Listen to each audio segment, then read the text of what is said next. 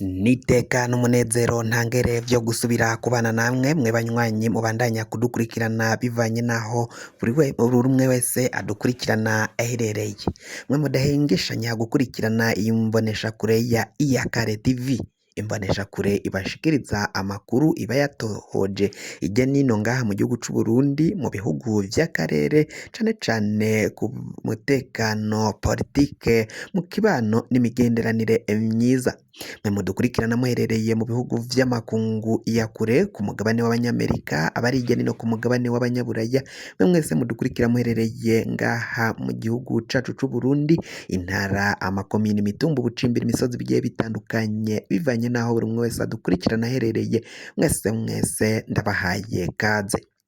Fyonda subscribe niba ukoresha ururimi rw'icongereza canke niba ukoresha ururimi rw'igifaransa fyonda sabone, hama uraca uja ngaha iburyo urafyona no kwa kantu kameze nk'agakengeri, amakuru, ibiganiro dutohoza umwanya ku mwanya biza bigushikira aho uzoba uherereye hose kw'isi. Amakuru agezweko ariko aravugwa ngaha mu gihugu cacu c'u Burundi, isanganya ibara rihejeje kugwa, indege yari iraruye umukuru w'igihugu, indege ya Kenya Airways yari igiye kugwa ku kibuga c'indege ca Bujumbura, ibintu biravugwa ko ngo ishobora kuba itegetswe kuja guhagarara canke kuja kugwa mu gihugu ca Tanzania canke ikururukira mu gihugu ca Repubulika iharanira intwaro rusangi ya Kongo. Umutekano wahungabanye mu gihugu cacu c'u Burundi, gisagara ca Bujumbura, hariko harikekwa ko hari abari bateze iyo ndege kugira ngo bafatiremo canke barase iyo ndege igishika ku kibuga c'indege citiriwe Melchior Ndadaye ca Bujumbura. Amakuru aravuga ko hari akagwi k'abasirikari katipfuza ko umukuru w'igihugu Varisito Ndayishimiye yogaruka ngaha mu gihugu c'u Burundi, ngo yarakoze amabi menshi cane, yaraciye arungika abasirikari muri Kongo baja gupfirayo. Umukuru w'igihugu rero Varisito Ndayishimiye ari mu yabira,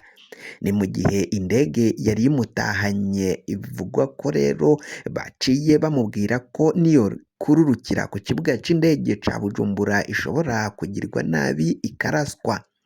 Bamubwiye ko ahantu hizewe hari umutekano ari mu gihugu ca Tanzania, ko iyo ndege ya Kenya Airways ariyo ishobora kuja kururukira. Bitaba ivyo ngo ni iyo ndege niyoza ngaha mu gihugu c'u Burundi ikaza kururukira ngaha ku kibuga c'indege ca Bujumbura, ishobora guhura n'ako kagwi k'abagizi ba nabi k'inkozi z'ikibi zipfuza gutembagaza ubutegetsi bwa Varisito Ndayishimiye. Muri rusange biriko biravugwa ko General Prime Niyongabo akayihayiho ko kushaka gutembagaza umukuru w'igihugu atigeze agaheba, ngo yarapfukapfutswe na General de Polisi Gervasi Ndirakobuca batazira ndakugarika. Uyu ni umushikiranganji wa mbere ngaha mu gihugu c'u Burundi, ngo niwe yatumye uyu General Prime Niyongabo adakugwa mu mabanga yo kuramutswa igisirikari c'u Burundi. Ngo barabona ko mu gihe Prime Niyongabo yoba avuye muri ayo mabanga ryoba ari ibara riguye cane, bivanye ko uyu Prime Niyongabo yaraciye yagambaniye abagenzi biwe, abo bari bafatikanije mu gutegura kudeta yari yateguriwe umuhisi Petero Nkurunziza. Uyu yari mu kagwi kariko karategura iyo kudeta, mu kuza kurabura canke mu kubwira umuhisi Petero Nkurunziza ko agira atembagazwe, niho haciye uyu Prime Niyongabo yari umusirikari adafise ipeti rikomakomeye cane, ariko yari umwizigirwa kwa Petero Nkurunziza. Yaraciye rero agambanira bagenzi biwe umugambi wo gutembagaza ubutegetsi upfuba ubwo batari bashika aho bagomba kuwukorera. Bagomba kuba bafashe radiyo nkuru y'igihugu na televiziyo vy'igihugu c'u Burundi, ariko mu mwaka w'ibihumbi 2015 General Prime Niyongabo aba ari gutangaza uwo mugambi wo kuba bagiye gutembagaza ubutegetsi. yaciye rero abavamwo, hanyuma abari bateguye uwo mugambi baja kuri radiyo Publique RPA aba ariho batangariza ko bafashe ubutegetsi, ariko ntago vyabahiriye canke ngo bibakundire kuko uwo mugambi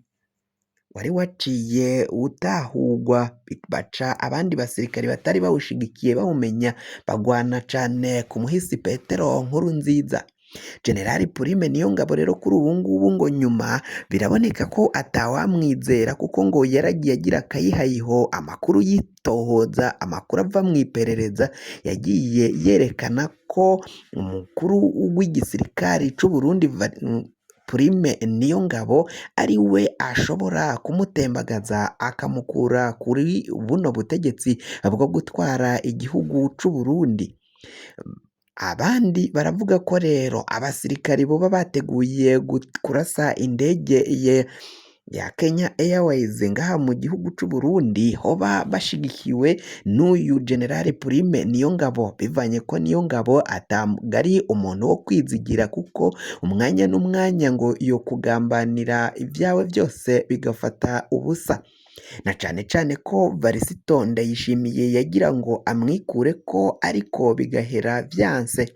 yashaka kumukura mu mabanga yo kuramutswa igisirikari c'u Burundi, ariko Uburundi bukaba bwaraciye bamwe mu bategetsi bakomakomeye cane harimo nyine n'uwo mushikiranganji wa mbere Ndakugarika aca aryama kuri Prime Niyongabo, bihera umukuru w'igihugu atamukuyeko. Ngo Varisito Ndayishimiye yipfuzaga kuvana ko abari mw'iragi ryose ry'umuhisi Petero Nkurunziza, abari muri iryo ragi harimo na General Prime Niyongabo, mbere n'abo Ndakugarika barimwo ariko batari abantu bo hejuru cyane, hamwe na Generali Alengiyome Bunyoni yagira wa kabiri ku butegetsi bw'umuhisi Petero Nkurunziza. Varisito Ndayishimiye rero akaba yaramutaye mu mvuto, amuta mw'ibohero, kuri ubu ngubu akaba apfungiye mw'ibohero rya Gitega. Ngo biraboneka ko kandi umutekano ngaha mu gihugu c'u Burundi utifashe neza,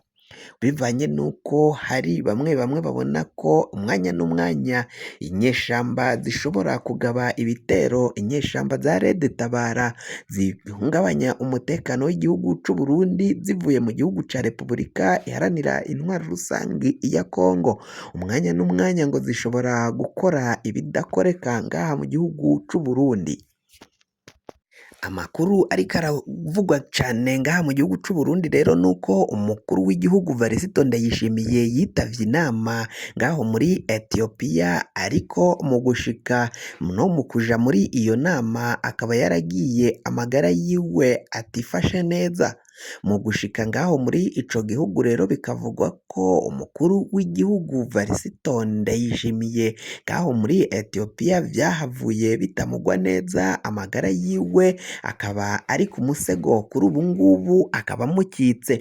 Benshi bavugaga ko yaciye ajanwa mu bitaro ngaho muri Ethiopia, naho bivuzwe ko yari atahutse aza ngaha mu gihugu c'u Burundi, akaba bibaye ngombwa ko aja kururukira mu gihugu ca Tanzania. Mu gihugu ca Tanzania indege ya Kenya Airways ngo niho yaciye imukatana, mu gihe vyari bitegekanijwe ko iza gushika ku kibuga c'indege ca Bujumbura. Kuri ubu ngubu ngo baravuga ko rero yaciye ija ngaho muri Kenya, akaba ariho yaciye yaciye iva muri Kenya nyine imuvana yo ica imujana mu gihugu ca Tanzania, niho ngo yaciye aja kururukira kuko ngo bari bahejeje kumuha amakuru